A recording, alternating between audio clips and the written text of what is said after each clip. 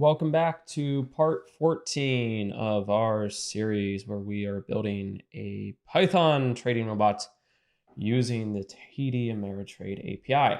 All right, so couple things. This is probably going to be the last video on this series. So at this point, while we might not have gone through every piece of functionality, we have pretty much everything we need to build a very bare bones minimum trading robot. So even though there might be some other stuff that has been added and that will continue to be added, at this point, this is kind of where we initially started. So this was kind of the initial robot. Everything that you're seeing that is currently not here has been added after the fact. Again, that's just part of the process. There's going to be refinements. There's going to be things about it. But again, really the intent of this series was more of walking you through the logic of why I was doing certain things, some things of maybe why I chose to do this versus that, challenges I encountered, because I know some people like taking this code, modifying it for themselves. So having an idea of what I struggled with might help you in your process, right? So that's really the point behind it. Additionally, I will be doing some other videos where we will actually use a more up-to-date version of the Python trading robot library, just again, so that way you can see it in action. You're not having to necessarily go through all the backend stuff of why this does this or why that does that. Again, I know there's a large population out there who doesn't care about that, so I want to make sure we have a video for that. That will come at some point once we kind of get this in a good spot. But at least now you can kind of see what's going on, what was kind of the thought process behind this. And then from here, we will start using it more in action to kind of see. So again, if you do want to contribute, by all means, I'm always happy to hearing it. Okay, so let's start off with this one. Let's start talking about indicators. We've seen before that having indicators is very useful when we're day trading. So we want to have maybe indicators that calculate certain things or whatever it might be. So what we are going to do is we're going to create an indicator client using our indicator object. And we're going to define some indicators that we want to use in our trading. The first one will be the RSI. The second one will be the SMA, so the simple moving average. And then the third one will be the EMA, the exponential moving average. And so we've already defined all of that functionality many videos ago. There goes my notes. There we go. So we defined all of that logic a while back. So we have an EMA method, we have an SMA method, and we also have an RSI method. So very useful. I've been kind of just adding this little by little. So there's actually much more in the more up-to-date version, but this is when we were doing it initially. So there have been improvements made. There have been attempts to kind of either simplify or add more to it. So first things first, let's create a new indicator client. So create a new indicator client. And so with this one, we'll say indicator, and then we'll do client equals. We're going to do indicators, so the object itself, that takes one argument, which is the price data frame. Well, lucky for us, that's just our stock frame that was created all the way back up here in the previous video. So we're going to pass that through. And then this is now how easy it is to start adding your indicator. So the first one, let's add the RSI indicator. So in this case, we'll say indicator client, RSI. There is a argument called period, and that is for a 14-day or 14-period RSI indicator. And then let's add some other ones. So let's do the add a 200-day simple moving average. And so we'll say indicator client, SMA, period equals 200. And then from here, we'll do indicator clients for the EMA. So add a 50-day exponential moving average. And we'll say indicator clients, EMA, period equals 50. So just like that. And then from here, we now have an indicator client with a few indicators that have been defined. If you want a more comprehensive list as I add to it, if you go to the actual PyRobot GitHub repo, you will see a new file there called Trading Robots Indicators. And you will basically see me define all the different indicators with some examples and stuff like that. So I will be adding to this list if you want examples of just how to use them. I, again, try to make it as simple as possible. I don't like necessarily asking for a million arguments if I don't have to. And then you can kind of see it in action as well. So that's defining our indicators. And then what we're going to do here is we're now going to add a signal to check for. And so let's add a signal to check for. How this is going to work is you take your indicator client. There will be a set indicator signals method, or signal. I think it's signal in the other one. I think I just misspelled it. The first one is you need to define the indicator that you want to create a signal for. You just pass through the name of it, the string. So in this case, it's RSI. It's going to always line up with the method call. So if it's EMA, then guess what? It's EMA. There might be support for enumerations down the road or something like that. But for right now, it's just a string. I don't need that. And then from here, we need to say, well, what is your buying condition? The RSI has to be above 40. Okay, great. And then we'll say, hey, we want a sell condition. The RSI has to be below 20. And then if that's the case, then guess what? It will sell along that nature.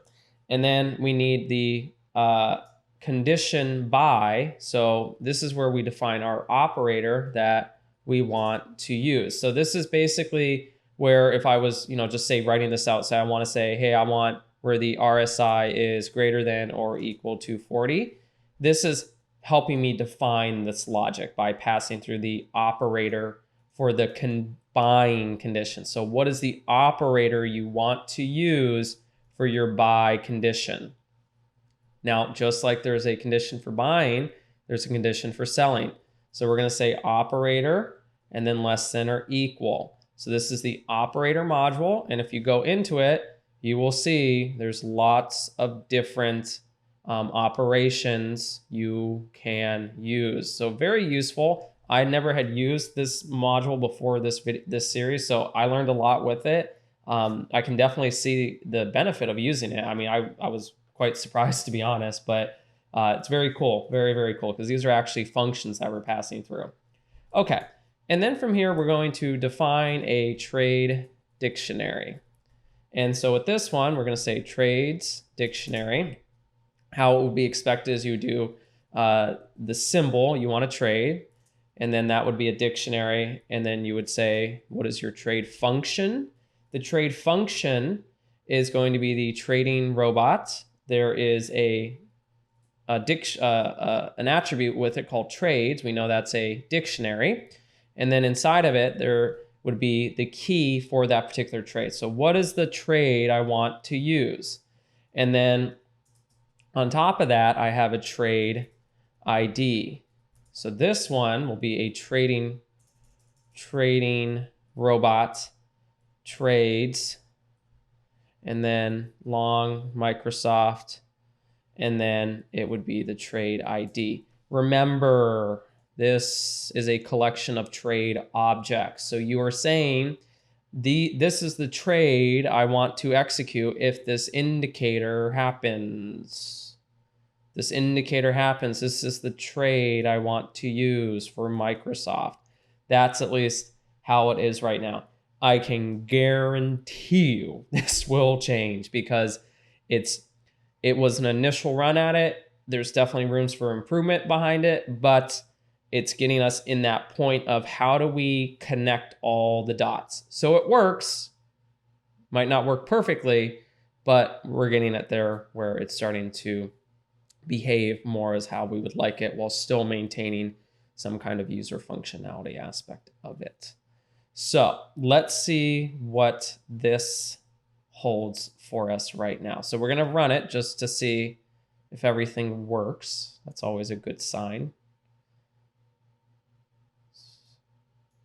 Okay, good. So there were no issues. That's always a good sign. Just to let you know, I think it's not this one. We're going to start talking about the next one. So before we get into that, so the next thing we're going to talk about is getting the latest bar as we're running through this loop of constantly pulling quotes. So now we're going to start moving in to pulling quotes on a certain cadence. Cadence meaning every so many seconds or whatever. Right now it's seconds. Again, as time goes on, we will expand out into other time metrics. So just be patient with that.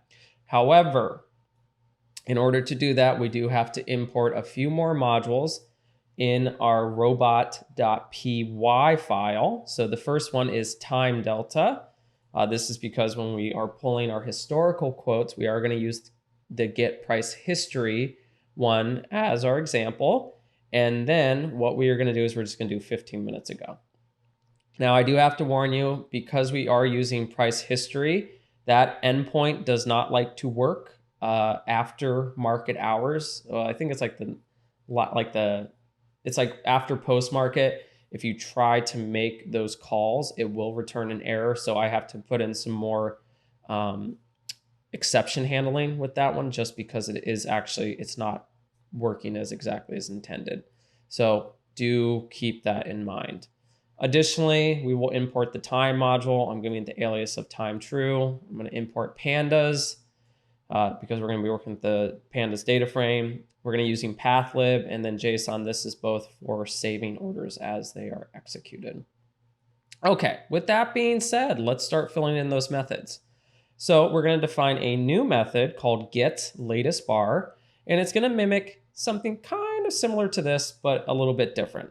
So what will that do for us? Well, lucky for us, I have it all right here. So remember in the previous video, we were talking a little bit about getting the historical prices. And I said, it's nice that we can store this. Why is that nice? Because what it allows me to do is I don't have to ask for it again. I can just use what was stored when you got your historical prices. So I can say, hey, I already know what bar type and size he's using. So I will be storing that and using that for when we need to get the latest data. And then from here, we still need to do the defining of our date range. So define our date range. And then with this one, it's going to be the start date. And this will be date time today. And then we're going to have our end date. This will be the start date. And then time delta. And then it's minutes. And then 15. Now, I'll flip this around because I think this is a little bit misleading. Remember, this is the one where Alex always gets very, very, very confused about start date versus end date. And so I have to always do this like mental check with myself. Okay, and then we're going to say start equals the string. We want the milliseconds since epoch, and then the date time object, and then the start date. And then from here, we're just going to copy this wonderful logic, put it on the line below, do that, do that. We are good to go. Then from here, really for the most part, I'm going to copy pretty much exactly what we see here, and then we will clean up what needs to be cleaned up. So first things first, I do call this something different. I call this latest prices. I don't do this anymore. So this one, I don't ask for it. I just simply take what was in your positions. And then from here, this stays the same. This stays the same. In some cases, I have seen it kind of freak out a little bit where it returns none. So what I've done for the time being, just as my little cheat, I say if error in historical price response. So if there's an error, I do ask that we do it again. However, I do sleep for about 2 seconds. Just sometimes it tends to freak out, not always, but I just stop it for a little bit. Waiting for literally just 2 seconds seems to do the trick. And then we'll do sleep. and then 2. So 2 seconds. And then from here, it's still pretty much the same for the most part. What we're going to do is we're basically going to change this one. And now what I'm going to do is I'm going to only want everything after the last. So this is where it's kind of neat because I can just simply modify it a tiny bit, and now we get our last price. So we're still doing the same API call that we did before, but now what I'm doing is I just care about the last bar, and more specifically, I limit how much data I'm asking for. So I do try to make it a little bit, I try to give myself a wiggle room. Honestly, 15 minutes is a lot. You probably don't need that. I would maybe do 5 minutes just to see what happens. And as long as we have 5 minutes worth of data, I just make sure to get the last one. So this is a way of doing it. So, just keep that in mind when you're trying to get it. So that will return the latest bar. The next thing that we're going to have to do is we're going to have to define some logic for waiting to get the next bar. So the intent here is not to run this every 5, to run this constantly waiting for that bar to change.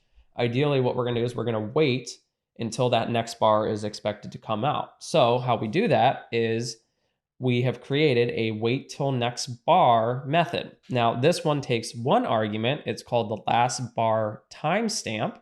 And if you remember, in our data frame, we have a nice, easy way of getting that. Look at that. Oh, so nice. So it's already there for us. We just need to grab it. We're going to do some transformations to it. And then we're going to calculate when the next bar time will be there versus the current bar time. So there are a few different ways of doing this. This one, sometimes I have to kind of modify a little bit depending on time zone information, but this so far for the most part works. Okay, so the last bar time, that's going to equal the last bar timestamp.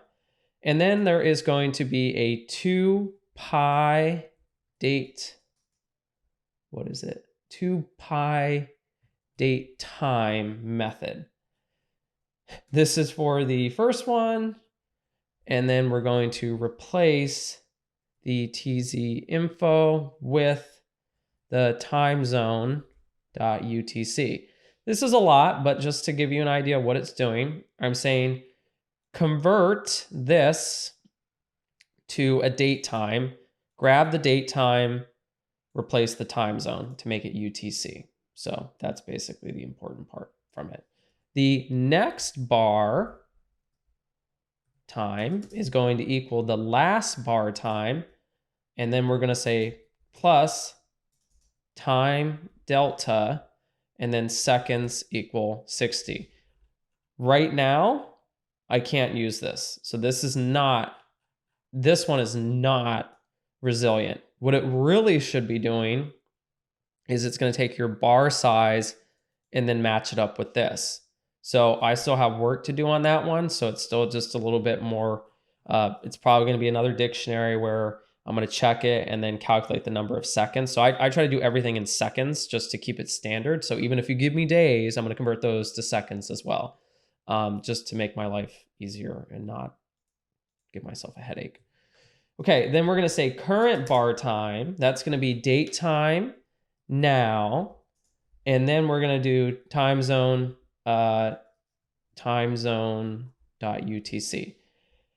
Again, I'm going to work on this a little bit more to kind of make it more standard with the other methods. But for right now, it's been doing a good job. So we're going to keep it there. And then time to wait bar is going to be equal to the next bar.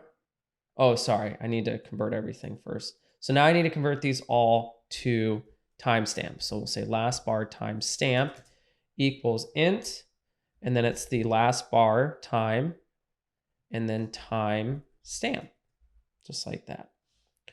And I'm basically going to do this for each one of them. Next bar timestamp equals the int, the next bar time stamp, like that. And then current bar time stamp equals int, and then it's going to be current bar time dot time stamp, just like that. So now they're all timestamps, and then we're going to say time to wait bar, and then that's going to be the next bar timestamp minus the last bar timestamp. So this is the amount of time I need to wait till the next bar.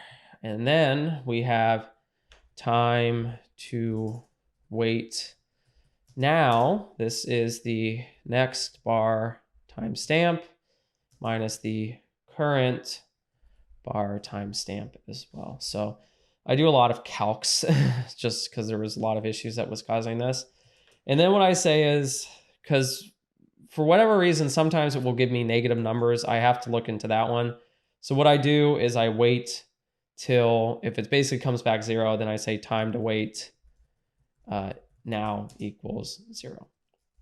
And then I do a bunch of printing right here. So instead of you watching me type a million different things, I am just going to grab that for us. There it is. Yeah. It's just a bunch of printing. Don't worry. It's nothing crazy. So this is just letting you know how long it's going to wait. This is where it actually does the waiting. So I say, take my time module, my true time module, call the sleep method, and I wait the amount of time I need to wait, just like that. So this is here. I'm not using it right now, but there was some stuff where sometimes I was using it, sometimes I wasn't. So what I've done is I'm keeping it for right now while I've kind of refined this a little bit more to make sure it's going to work the way I wanted it to work. Alrighty. So what do we have enough to at least do what I want to do? We don't have to necessarily execute the signals yet. Okay, yeah, I think we do actually. We'll try and see what happens. So the first thing is we're going to grab the latest bar, and we're going to say the latest bar equals trading robot. And then there is a get latest bar method. This is one we didn't get. So we need to add those bars to the stock frame. That's pretty straightforward. We're going to take our stock frame object. There is an add rows method, and then we do the data, and that will be the latest bars. And just as a little friendly reminder, we do have an add rows method. It's not filled out currently, but we will fill it out, and then we will show you that that is going to be used to add the bars. So then from here, this is where this little cool method I thought up came from. So we're going to refresh the indicators, because every time we add a row, we want to refresh our calcs. So we're going to take our indicator client. There is a refresh method that will recalculate all your indicators, but now including your latest bars. So very, very useful. So now that we've done that, let's add our add rows method. I think I printed that out. If I didn't, then I'm just going to copy it and we'll walk through it, because I don't have faith in myself that I'm going to remember it. Get latest bar, get latest, yeah. Oh, I don't think I did it, but that's fine. Oh, execute, no. Okay, well, I didn't put it in there, but that's fine. Let me grab it. It's in stock frame. I do have it though. So this one was actually causing a little bit of an issue, but we fixed it. And so that's always a good sign when things are fixed.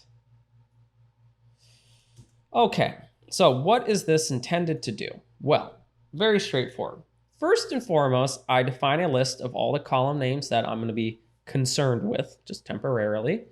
And then what I do is I'm going to loop through each quote that was sent back to me. Keep in mind, remember, this is using the historical prices endpoint. We know that there can be multiple symbols that we're getting historical prices for. So we're going to loop through each one of those symbols. And, maybe this isn't the best thing to call it a quote, But for right now, think of it as a quote. It's really kind of like a candle, but it's our quote. And once we start looping through each quote that we have for the symbols, the first thing we do is we take that timestamp value, and what we do is we parse it. We convert it to a datetime object in Python. Why are we doing this? Because we're planning to add this to a data frame that has an index column that is a datetime. So it is a datetime object. So I need to make sure it's a datetime before I start adding that row to our stock frame. So we parse the datetime or the timestamp. To do that, I use the panda2datetime method. And if you hover over it, it takes arguments. And then with it, you can specify a couple things. It is a Unix timestamp, and the unit that is initialized to none is set to milliseconds. So I say it is a Unix timestamp in milliseconds. So that's how you need to parse it.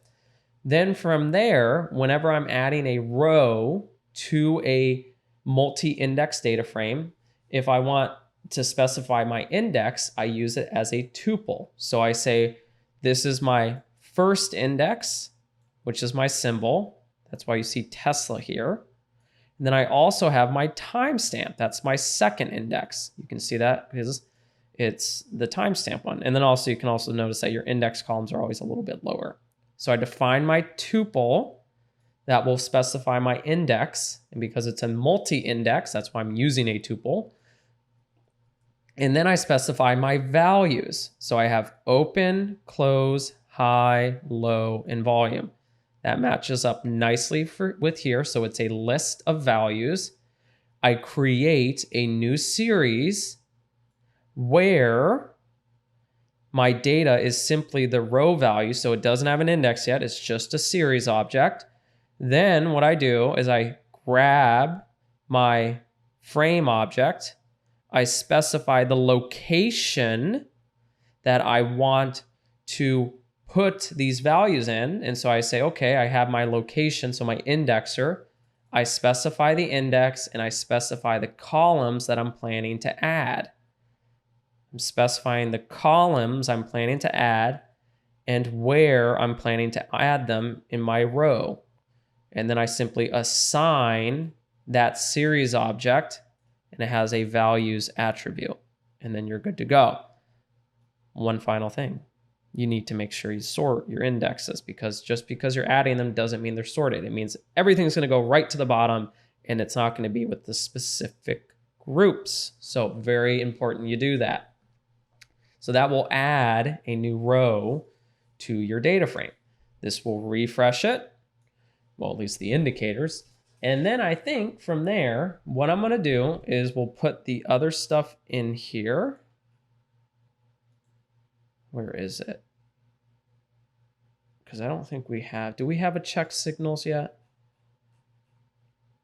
Oh, we do. Okay, well, there we go. Or I didn't even know what I had ready to go. So I'm going to grab a few other things because I don't want to type all that again. Okay. So we're going to, oh, not that one.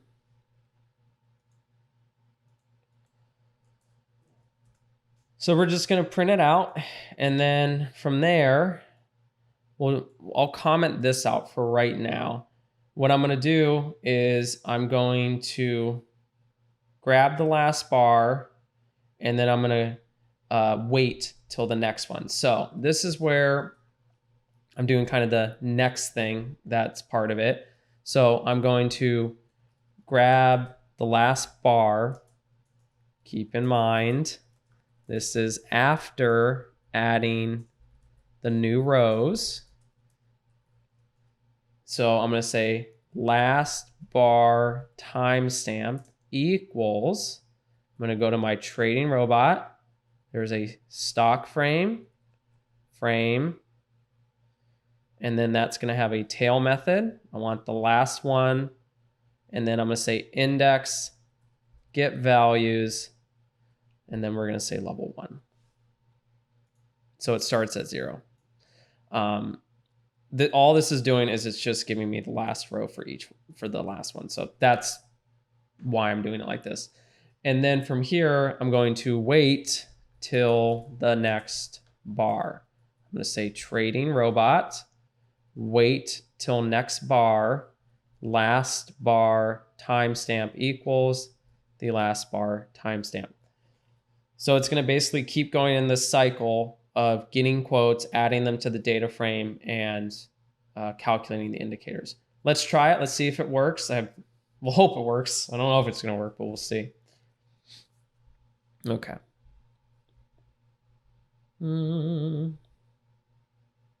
See, it's always a good thing. Let me see what's going on. Trading robot stock.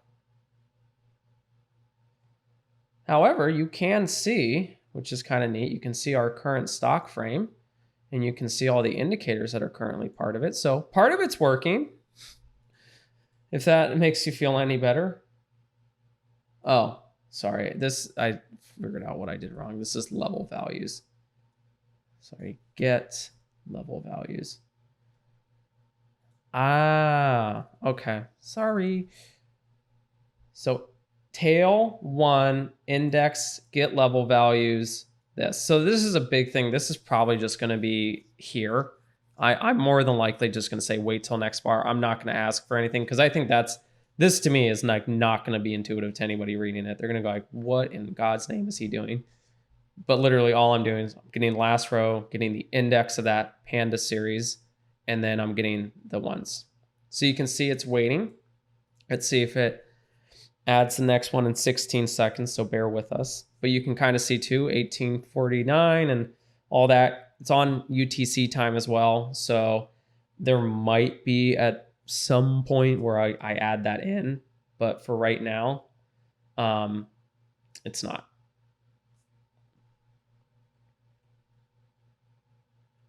I don't like where it just did that all in the 5 seconds, but we'll see what happens. And then what it does is, I mean, I guess it's kind of a good thing. So like just say something happens where it pulls it again, because this is a multi-index, it's not going to do anything. So it's not going to do something where it's like, it's going to add a duplicate row because that's got that integrity aspect. So even if this was to kind of slip up and pull an extra quote before it was supposed to, it's not going to add a duplicate row. So it shouldn't be messing up the indicators or anything like that. So, just keep that in mind as this is running. How long is this going? Okay. So let's just do one final thing to kind of wrap it all up. So I'm going to kill the terminal and we'll talk about the check signals. And then I'll also talk about the execute signals. I'm not going to run the execute signals right now, just because it would, in some cases, it actually would execute a trade. But I will talk a little bit about what the intent of it is and how it's designed to work. So first and foremost, there is a check signals method in our indicator client, if you remember. So we'll go back to our indicators. And we can see here that it references our stock frame. And we know there's a check signals in our stock frame object as well. So we'll jump to that one. This doesn't have anything. So what we're going to do is we're going to pull in some of this information from the other one, and we'll just walk through it a little bit and kind of explain what's going on. I need my stock frame. Do indicators exist? Check signals. Okay. This is also where things can kind of get a little bit complicated, but just bear with me a little bit. I don't want to freak people out, but I also don't want to try to hide the reality of it. So I do have a method in here that will basically check if there are any indicators. This is kind of pointless, but I keep it in here just in case, because I don't want to do any checking if you don't have any indicators. So if you were to call something like check signals and there's no indicators, then I don't necessarily want something happening. So it will raise an error if you're trying to do check signals, but you don't have any indicators. And really how I do that is I take all the column names that are part of your data frame. And then what I do is I check to see if they're actually inside, inside the the indicators, right? So I basically take a list of all the indicators and I check to see if they're in the data frame. If they are, no worries, you're good to go. If they aren't, I am going to raise an error and I'm going to say, hey, you don't have indicators yet. You're trying to calculate this check signals thing. So the actual check signals method takes our indicators, which is just a dictionary. And if you kind of want a little bit of a reminder, remember indicators, indicator signals. So it's there. And then remember the indicator signals is just simply up here. So we can get and we can set our indicator signals. So this is where we set our indicator signals. So we take our indicators and the first thing we do is we do grab the last row of each group. So if it is a multi-index data frame, you can have multiple symbols. So I grab the last timestamp for each symbol, and then I initialize an empty list called conditions. And so I say, first, if you do have indicators, let's start going through them. So I loop through each indicator, I grab that column, and then I do and grab each of the conditions. So I say, well, what's the by condition? What's the sell condition? What's the by operator? And what is the sell operator? And then this is the neat thing. Because it's a function, I can take that operator that you gave me, I pass through the column, and I pass through the condition. Same with the sell one. I take the column, and I pass through the sell condition. And this will return a series to me, so a Pandas series. I drop the NAs after determining where the condition was true. So I always check to see where the condition was true. And then what I do is I add these series to our conditions list. This is a little bit unnecessary. I probably could just have something like this instead of doing it twice. But this is what it's intended to do, is it's going to check each of your conditions. It's going to see where your condition is true. It drops the rest of the rows and it returns it back to the user. So this is where we're checking the signals. This is done in the indicators client. Once it checks those signals, if any are sent back, then we would want to execute those trades. So that's why down below here, you're going to see an execute trades method. So that would be your trading robot. And then there's going to be an execute signals method. It's going to take an argument called signals. That is what was returned from the previous line. And then we're going to say the trades to execute. What is that? Oh my God, Sirius was recording that the entire time. Good Lord. And then we have the trades that we want to execute. So this is where things can kind of get a little bit, I would say, complicated per se. And this is where you're going to see more refinement on this line. So all I want you to know at this point is this is how you would execute your trades. So you would just give me your signals and you would give me your trade dictionaries. Behind the scenes, there's a lot going on and there's a lot that kind of has to be refined, but ideally this is what it would look like. So let me grab some of this and we'll kind of just walk through it a little bit more because it's a mess.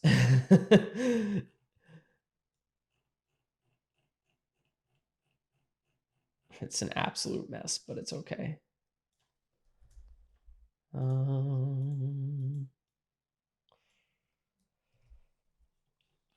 Okay.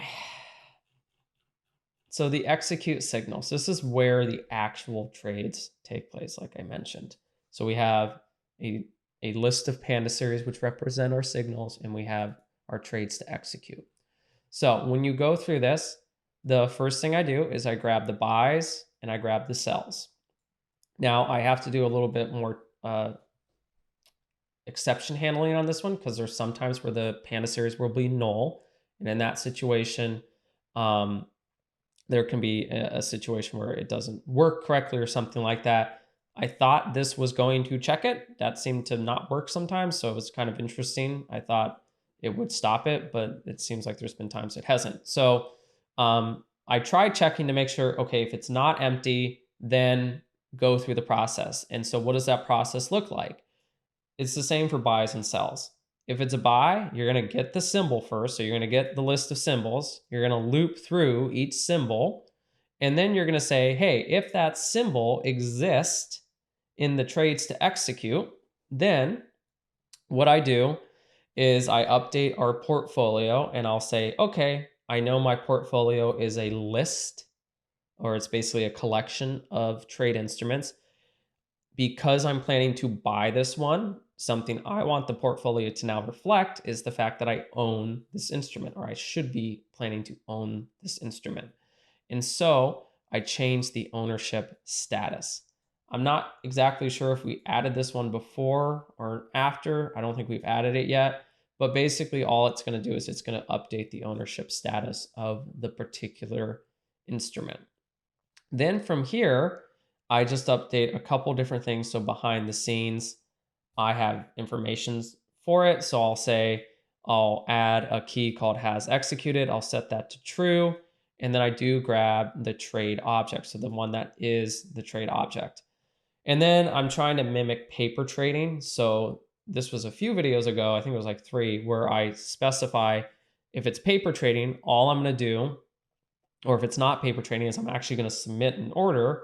I grab that order response and then I add it to a list. If it is paper trading, then I generate an order ID, I grab the request body, and then I'm going to be adding to this ideally, but for right now, it's kind of like just a simple template. And I add that to the list as well. And then again, with this one, this is a little unnecessary to have that twice. Same thing with the cells. It's literally the same exact thing. Again, all we're doing here is it's basically, yeah, I mean, basically it's the same thing. In fact, I'm looking at this and I'm going, the only thing that really changes is the ownership component that I'm looking at. Yeah, I mean, for the most part. So this is probably, that's why I'm saying, this is why this one's going to be more simplified. And then basically inside of this one, where is it? It's calling the execute orders method. And so this execute orders method is literally just calling the API. It's specifying the account, it's specifying the order, and then it's going to return the response. Something I also do is I save orders to a JSON file. So when you go into it, it's not on this one because I haven't run it, but if you go in here, there's going to be a data that will have all of your orders in here as well. So that's the plan. So you can see it over time, all the orders, everything that was entered, not entered, so you can have a nice overview of what was happening. This was defined by the save orders method. This is the final method in the robot file. All it does is, when you look into it, it checks to see if there is a folder called data. If that data folder doesn't exist, so on line 444, then what I do is I make that directory. So I'll take that path to that folder and I'll call the make directory method. Then I define a file path, which would represent the JSON file, so the orders.json file. If it does exist, because the idea is that you would append to it, then I'm going to open up the old one. I'm going to load that JSON information that's already in there. If it doesn't exist, I'm going to initialize an empty list. I'm going to combine the old list with the new list, and then I'm going to write that to the JSON file, and then I just return true just to return it. So that's how this would all run, ideally. So again, still work to do behind it, but at this point, this is how the whole robot would function. And so there's still work, obviously, to be done, but you can kind of see the logic flow. You can start seeing how all the objects are intended to work together. And more importantly, you can kind of understand the challenges that went along building this and some of the learnings that at least I took away from it. Because just trust me, this was some stuff I'm like, I don't know if this is going to work, but we'll try it and see what happens. So definitely was a learning experience for me. However, at this point, I'm going to actually finish this series. So we did it in 14 videos. Woo! However, if you have any questions, by all means, put them down in the comments below. And then, like I said, we will have a series where we will focus more on running the robot, not necessarily running it in tandem with trying to understand what's going on behind the scenes. This is more intended for those of you who want to be able to take the code, understand what I was doing, and understanding why I did things a certain way. That way, if you want to modify it, you can go and do it, and it's not going to be this huge, arduous task that's challenging. So it will happen. We will be adding more to it, and then we'll have another series where we're going to run it in more detail and start explaining it. So thank you again, everybody, for watching. I hope you enjoyed this series, and I hope you found it useful. We will, again, if you'd like to contribute or something like that, by all means, reach out. I'm always happy to hear different perspectives and things like that. So thank you again for watching, everybody. In, I think, the next couple of videos, we're going to go back to VBA and the M language for a little bit, and then we'll go from there. So we'll see you soon.